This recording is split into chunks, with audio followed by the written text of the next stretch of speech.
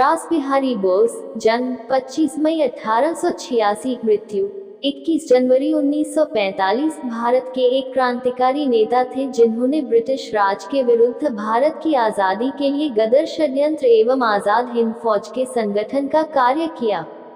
इन्होंने न केवल भारत में कई क्रांतिकारी गतिविधियों का संचालन करने में महत्वपूर्ण भूमिका निभाई, अपितु विदेश में रहकर भी वह भारत को स्वतंत्रता दिलाने के प्रयास में आजीवन लगे रहे। दिल्ली में तत्कालीन वायसराय लॉर्ड चार्ल्स हॉर्डिंग पर बम फेंकने की योजना बनाने, गदर की साजिश रचने और बाद में जापान जाकर इंडियन इंडिपेंडेंस लीग और आज़ाद हिंद फौज की स्थापना करने में रासबिहारी बोस की महत्वपूर्ण भूमिका रही। उन्होंने हिंदू महासभा की जापानी शाखा की स्थापना भी की तथा इसके अध्यक्ष बने। रासबिहारी बोस का जन्म 25 मई 1886 को बंगाल में बर्धमान जिले के सुबालदह गांव में के एक बंगाली कायस्थ परिवार में हुआ था। इनकी आरंभिक शिक्षा सुबालदह में हुई, जहां उनके पिता विनोद बिहारी बोस थे। रासबिहारी बोस बचपन से ही देश की स्वतंत्रता के स्वप्न देखा करते थे और क्रांतिकारी गतिविधियों में उनकी गहरी दिलचस्पी थी। प्रारंभ में रासबिहारी बोस ने देहरादून के वन अनुसंधान संस्थान में कुछ समय तक हेड क्लर्क के रूप में काम किया। उसी दौरान उनका क्रांतिकारी जतिन मुखर्जी की अगुवाई वाले युगांतर नामक क्रांतिकारी संगठन के अमरेंद्र चटर्जी से परिचय हुआ और वह बंगाल के क्रांतिकारियों के साथ जुड़ गए।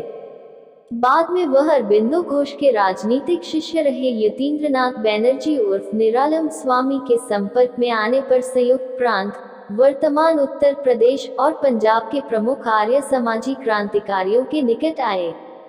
दिल्ली में जॉर्ज पंचम के 12 दिसंबर 1911 को होने वाले दिल्ली दरबार के बाद जब वायसराय लॉर्ड हॉर्डिंग की दिल्ली में सवारी निकाली जा रही थी तो उसकी शोभायात्रा पर वायसराय लॉर्ड हॉर्डिंग पर बम फेंकने की योजना बनाने में रासबिहारी की प्रमुख भूमिका रही थी। अमरेंद्र चटर्जी के एक शिष्य बसंत कुमार विश्वास ने उन पर बम फेंका लेकिन निशाना चूक गया।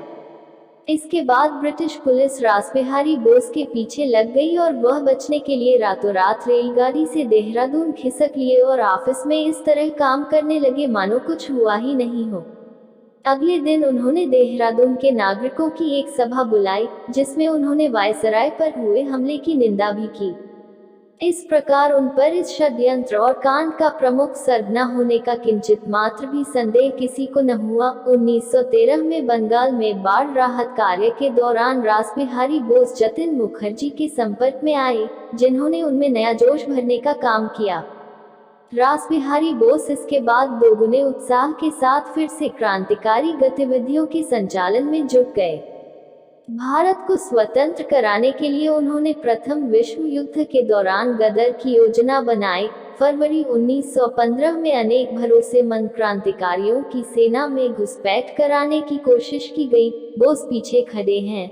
युगांतर के कई नेताओं ने सोचा कि यूरोप में युद्ध होने के कारण चूंकि अभी अधिकतर सैनिक देश से बाहर गए हुए हैं, अतः शेष बचे सैनिकों को आसानी से हराया जा सकता है, लेकिन दुर्भाग्य से उनका यह प्रयास भी असफल रहा और कई क्रांतिकारियों को गिरफ्तार कर लिया गया। ब्रिटिश खुफिया पुलिस ने रासबिहारी बोस को भी पकड़ने की कोशिश की, लेकिन वह उनके हत्थे नहीं चढ़े और भागकर विदेश से हथियारों की आपूर्ति के लिए जून 1915 में राजा पी.एन. टैगोर के छद्म नाम से जापान के शहर शंघाई में पहुंचे और वहां रहकर भारत देश की आज़ादी के लिए काम करने लगे। इस प्रकार उन्होंने कई वर्ष निर्वासन में बिताए। जापान में भी रासबिहारी बोस चुप नहीं बैठे और वहां के अपने जापानी क्रांतिकारी मित्रों के साथ मिलकर देश की स्वतंत्रता के लिए निरंतर प्रयास करते रहे। उन्होंने जापान में अंग्रेजी अध्यापन के साथ लेखक व पत्रकार के रूप में भी काम प्रारंभ कर दिया। उन्होंने वहां न्यू एशिया नाम से एक समाचार पत्र भी निकाला। केवल इतना ही नहीं, उन्होंने जापानी भाषा भी सीखी और 16 पुस्तकें लिखी। उन्होंने टोक्यो में होटल खोलकर भारतीयों को संगठित किया तथा रामायण का जापानी भाषा में अनुवाद किया। ब्रिटिश सरकार अब भी उनके पीछे लगी हुई थी और वह जापान सरकार से उनके प्रत्यर्पण की मांग कर रही थी, इसलिए वह लगभग 1 साल तक अपनी पहचान और आवाज बदलते रहे। 1916 में जापान में ही रासबिहारी बोस ने प्रसिद्ध पैन एशियाई समर्थक सोमा आइजो और सोमा कोत्सुको की पुत्री से विवाह कर लिया और 1923 में वहां की नागरिकता ले ली। जापान में वह पत्रकार और लेखक के रूप में रहने लगे। जापानी अधिकारियों को भारतीय राष्ट्रवादियों के पक्ष में खड़ा करने और देश की आज़ादी के आंदोलन को उनका सक्रिय समर्थन दिलाने में भी रासबिहारी बोस की अहम भूमिका रही। उन्होंने 28 मार्च 1942 को टोक्यो में एक सम्मेलन बुलाया जिसमें इंडियन इंडिपेंडेंस लीग की स्थापना का निर्णय किया गया। इस सम्मेलन में उन्होंने भारत की आज़ादी के लिए एक सेना बनाने का प्रस्ताव भी पेश किया।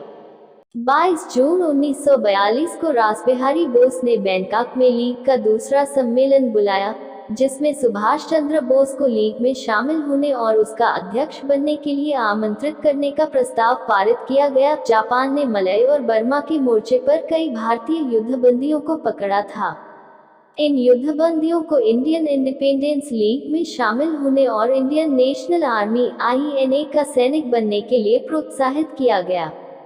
INA का गठन रासबिहारी बोस की इंडियन नेशनल लीग की सैन्य शाखा के रूप में सितंबर 1942 को किया गया। बोस ने एक झंडे का भी चयन किया जिसे आज़ाद नाम दिया गया।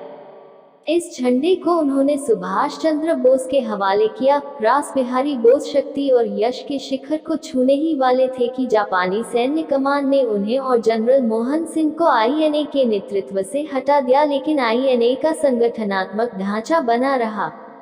बाद में इसी ढांचे पर सुभाष चंद्र बोस ने आज़ाद हिंद फौज के नाम से INS का पुनर्गठन किया।